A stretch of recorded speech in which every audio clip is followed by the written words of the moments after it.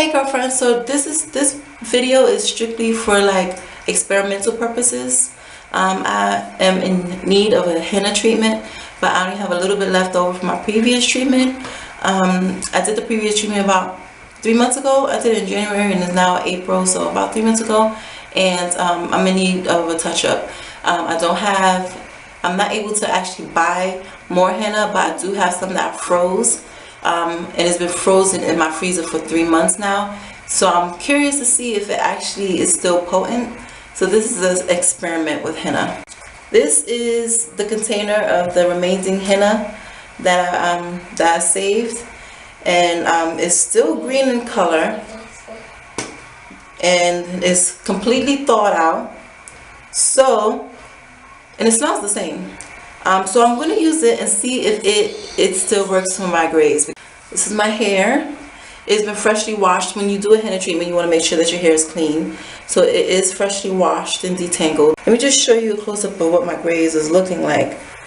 This is why I do my henna, because just for the record, I've been graying prematurely since I was about 12. But yeah, I know most of the grays now is because I'm older. So this is my grays. I don't know if you can see it that well. My grays grow in from the roots and they grow really fast. So the henna permanently takes away the grays. Like you see all this red coming down here, that is like what the henna did for my grays. And the gray will not seep back through the henna. What I henna right now is going to always be that henna color. It's not going to revert back to gray. The only part that comes gray is the part that grows out of my head. That is going to be gray. So that's what I'm taming now, is the new growth of gray hair. I'm going to start from the middle of my head first, because that's the part that needs it the most. So that's what I'm going to do.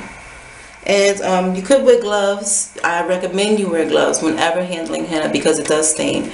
But I'm kind of an OG at this, so I know that I'm going to be rinsing my hands immediately after I put in that small section of henna. And if my hands do turn orange or whatever, I'm cool with it. I'm fine. It does go away off your skin after repeatedly washing it after a few days or something like that. So I'm not really worried about discoloring my skin. But if you are, I would say to definitely use gloves.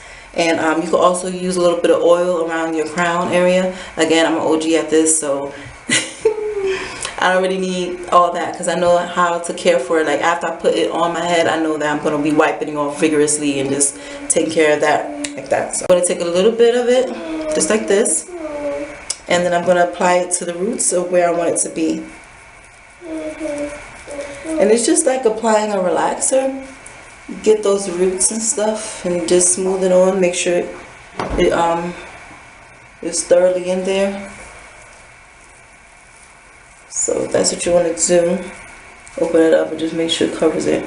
It still feels and looks the same color it was when I first mixed it 3 months ago. So that's a good sign. Hopefully it takes. I really do need it to take, because I am not in the position of buying more henna. I really am not. So I'm going to section off a little bit more.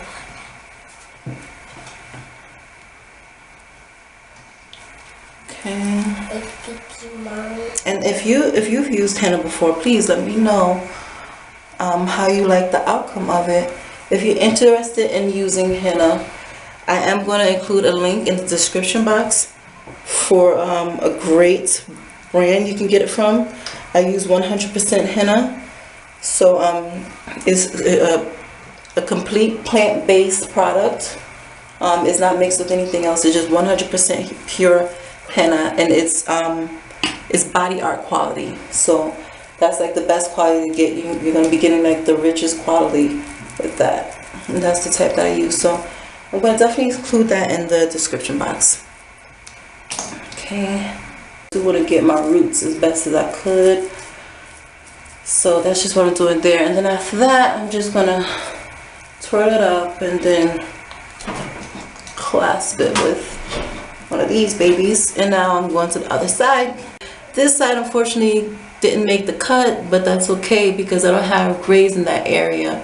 What you're going to do now is you're going to cover this with plastic. Lesson learned, okay? You do not want to use a plastic cap. Don't want to use these, okay? When you're doing henna, you do not want to use this because the henna around your edge area will harden up because it's exposed to the air. You want to make sure you seal your head with plastic where it doesn't let any air get in, or at least little to no air to get in, because once air gets in, it's going to harden the henna, and then these little things right here, the scrunchy area, the henna is going to mold around it. And then when it's ready for you to rinse the henna out and you want to take this off, all these little scrunchies is going to be attached to the henna and your hair. It's going to pull in your hair, might even rip some out. So this, when you're doing henna, you want to stay away from. You want to use saran wrap or a plastic bag. And I've been using plastic bags since day one. I've never used one of those scrunchies. But I do know someone who used a scrunchie, and it was hell rinsing the henna out of her head. Like, it was a nightmare. But you want to use a plastic cap. You're going to cover it just like that. You see how I just have all every part of my hairline in there? I'm going to tuck it in the back, and then you could just smooth it up a little bit like that. And then you're going to put something else over it to insulate it. So I'm using a bonnet right now. Sometimes I use an old scarf. But whatever you can use to make sure that hot air or just the heat is staying in there, because the henna works best with heat. Now, you see my fingers? They're pretty orange, right? Yeah, I expected that. So, you know, I'm cool with it. But like I said, you want to use gloves when you're doing henna so that it doesn't stain your fingers.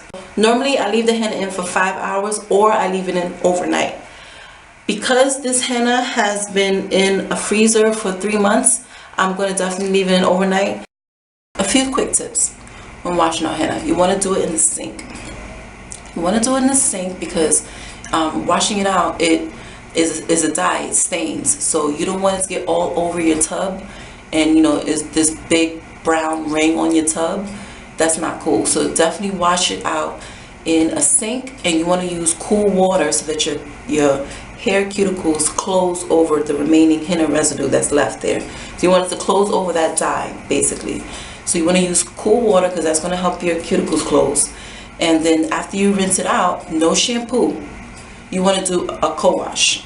Okay, you want to do a co-wash, and then after that, you just take a t-shirt,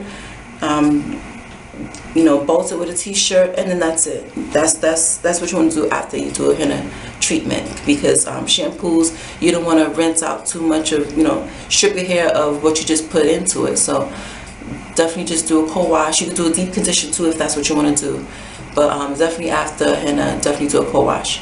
So here are my results. Again, this was an experiment. So I had this henna in my freezer for 3 months, frozen, and I just wanted to see if it was still potent, because I always heard on YouTube that you could freeze remaining henna and use it later. So this is my first time trying it, and I used henna to cover my grays and to strengthen my hair. So here are the results. So if the henna didn't take in some areas, that's because I didn't get it, but it looks like the henna took with no problem.